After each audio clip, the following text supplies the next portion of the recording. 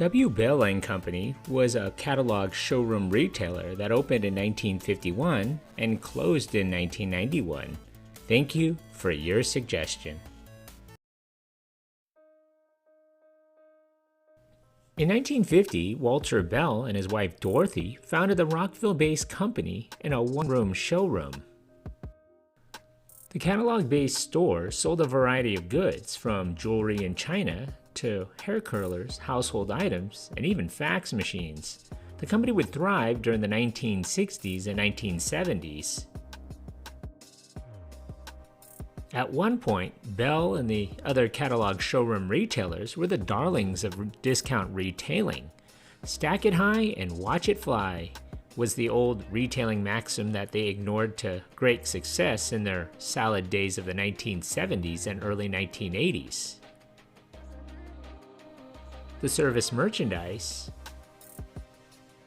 and best products were similar chains that were the biggest competitors for W. Bell and Company during that time. Over the next 40 years, the company grew to include 20 store catalog showroom outlets in Baltimore, Houston, Chicago, Atlanta, and Washington, whose stores averaged about 20,000 square feet in area and would sell a huge variety of goods. The wares included jewels, crystal and china, umbrellas, hair curlers, facial steamers, wallets, travel kits, shavers, fax machines, compact disc players, radar detectors, electric keyboards, binoculars, kitchenware, sewing machines, and even baby strollers. But by the late 1980s, the increase in specialty stores like Circuit City and heavy discounting by department stores that carried a wider range of specific goods, and heavy discounting by price clubs and department stores, Bell stumbled. In the struggle to regain profitability in the increasingly competitive retail environment after the explosive growth and expansion from years past, catalog showroom retailers, including Best Products, tried to adapt in a number of ways, such as streamlining their catalogs, displaying more merchandise on the selling floor, and introducing more self-service to reduce customer complaints about long waits for merchandise. In other words, back to basics retailing. Bell reached its peak with 20 stores in the Washington area and Chicago, and the mid-1980s showed a downturn in revenue and losses that Bell blamed on softness in the retail environment and aggressive discounting by other retailers. Its stock price was cut in half from the better days when it traded above $5 a share. Poor financial results appeared for the first time in 1986, when the company reported the first loss since it was founded in 1950. Bell lost $2.1 million in 1986 and $8.1 million the following year. The financial downturn resulted in layoffs down to 800 from a high of more than 1,000 employees. After expanding to Houston in the mid-1980s, Bell closed its stores there in 1987. Bell said that the biggest mistake the company made was reducing the size of the catalog over the years. We have been making the catalog thinner and in lesser number over the years, with the thought that consumers wanted shorter and more frequent promotional brochures, said Bell. It turned out that customers did not respond as well to the smaller 32-page mailed pamphlets as they did to the catalogs, which were handed out at the stores.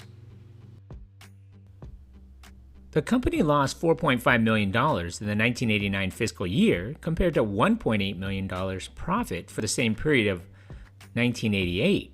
Revenue also declined 10% in that period to $111 million from $123 million. By the late 1980s, the company filed for Chapter 11 bankruptcy. According to bankruptcy documents, Bell had $40.7 million in assets and $33.6 million in liabilities. But some of its assets were tough to convert to cash, such as some valuable real estate. The Rockville-based catalog showroom discounter continued to operate under bankruptcy court protection in an effort to survive as a smaller operation, but a committee of its creditors decided that liquidation of the entire company was the best option in the wake of the continuing sales declines and the weak regional economy. In addition to the problems that had plagued other retailers during that recession, Bell also had operated in the shrinking retail category of catalog showroom operations, where customers increasingly had grown tired of waiting in line for brand name goods ordered out of an in-store catalog. Sales continued to plummet, and for the first 9 months of its 1991 fiscal year, Bell lost $9.7 million on sales of $56.3 million, compared to losses of $2.3 million on sales of $66 million the year before. Its stock price, which traded as high as $8.59, traded for less than $1 a share by that time. Its severe cash flow problem following an extremely disappointing Christmas season made Bell unable to pay bills from its vendors. After decades in business, W. Bell and Company, the ailing local chain, decided to shut down, closing its last 10 locations, throwing hundreds of employees out of work, and ending more than 40 years as a retailer. Competitors blamed Bell's ill-conceived expansion outside the Washington area and a refusal to open larger and more modern stores for its troubles.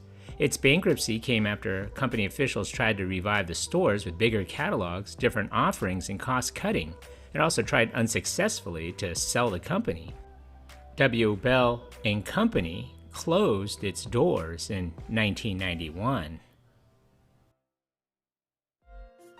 So what do you remember about this place? Leave a comment or a suggestion for a future video below. And if you haven't already, hit that like button and don't forget to subscribe to my channel. Thanks for watching.